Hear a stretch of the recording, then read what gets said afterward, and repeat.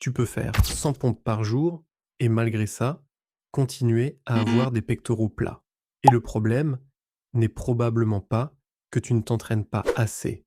Le problème, c'est surtout que tu n'entraînes pas tes pectoraux correctement. Parce que si tu veux des pecs vraiment épais, larges et surtout bien dessinés, répéter encore et encore les mêmes pompes classiques ne suffit pas. Tes pectoraux peuvent être divisés en différentes portions qui ne sont pas sollicitées, exactement de la même manière selon l'angle de ton mouvement. Le haut des pectoraux va notamment contribuer à donner cette impression d'épaisseur juste sous les clavicules. Le milieu apporte une grosse partie du volume. Et le bas permet d'obtenir cette séparation beaucoup plus visible entre tes pectoraux et tes abdominaux. Et c'est justement là que beaucoup se trompent. Ils font toujours les mêmes exercices et espèrent obtenir un développement complet. Alors aujourd'hui, je vais te montrer seulement 3 exercices, pas 10, pas 15 variantes inutiles. 3 exercices que tu peux utiliser pour construire des pectoraux plus complets, un pour accentuer le haut, un pour le milieu et un dernier pour le bas des pectoraux. Et surtout, reste jusqu'à la fin parce qu'après ces 3 exercices, je vais te montrer une modification extrêmement simple à apporter à tes pompes pour les rendre beaucoup plus intéressantes. Et tu peux l'appliquer dès ta prochaine séance. Exercice numéro 1, les pompes déclinées. On commence avec une partie souvent sous-développée, le haut des pectoraux. Et pour le travailler, tu n'as pas forcément besoin d'une salle de sport, d'un développé incliné ou d'une machine. Tu as simplement besoin d'un support surélevé. Une chaise, un canapé, un banc ou même ton lit peuvent suffire.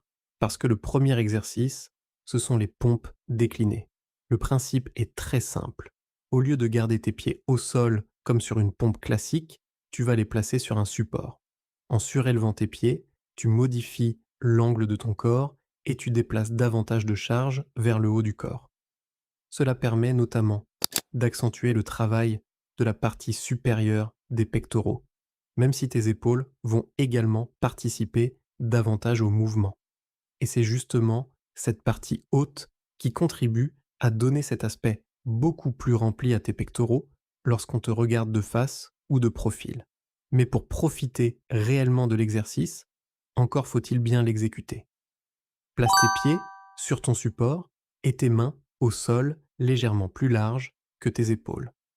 Ensuite, contracte tes abdominaux et tes fessiers. Ton corps doit rester gainé pendant toute la répétition. Évite absolument de laisser ton bassin tomber vers le sol. Puis, commence à descendre lentement. Et quand je dis lentement, c'est important. Ne te laisse pas simplement tomber pour remonter le plus vite possible. Contrôle la descente jusqu'à arriver proche du sol, puis pousse fort avec tes bras pour revenir en position haute et recommence. Tu vas probablement remarquer quelque chose, tu réaliseras beaucoup moins de répétitions que sur tes pompes classiques. Et c'est normal, la difficulté est plus importante. Mais ne cherche surtout pas à compenser en faisant des demi-répétitions. Mieux vaut réaliser 10 ou 12 répétitions parfaitement contrôlées que 25 répétitions où tu descends à moitié. Donc, retiens 3 choses. Corps gainé, descente contrôlée et amplitude complète. Une fois que tu maîtrises ça, passons à la partie centrale des pectoraux. Exercice numéro 2, les pompes larges.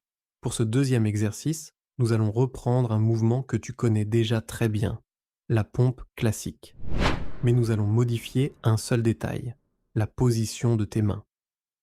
Sur une pompe classique, tes mains sont généralement placées autour de la largeur de tes épaules. Ici, tu vas les écarter légèrement, pas énormément, juste suffisamment pour obtenir une position plus large que tes épaules. Cette modification va changer la mécanique du mouvement et permettre d'obtenir une très bonne sollicitation des pectoraux. Mais attention à une erreur extrêmement fréquente.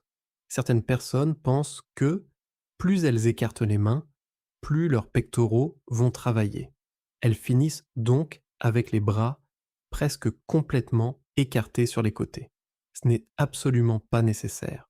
Et tu risques surtout de te retrouver dans une position inconfortable. Place simplement tes mains un peu plus larges que tes épaules.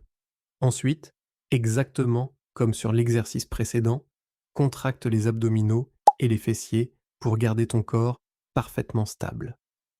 Descends lentement en laissant tes coudes suivre une trajectoire naturelle. Ils ne doivent pas être complètement collés à ton corps, mais évite également de les ouvrir exagérément à 90 degrés. Descends jusqu'à ce que ta poitrine arrive proche du sol, puis pousse fort pour revenir en position initiale. Et là encore, ne cherche pas à aller le plus vite possible. Exercice numéro 3. Les dips. S'il y a bien un exercice au poids du corps particulièrement intéressant pour construire des pectoraux puissants, ce sont les dips. Et la raison est assez simple. Lorsque tu réalises des pompes, tes pieds restent au sol. Une partie de ton poids est donc toujours supportée par tes jambes. Sur les dips, c'est complètement différent.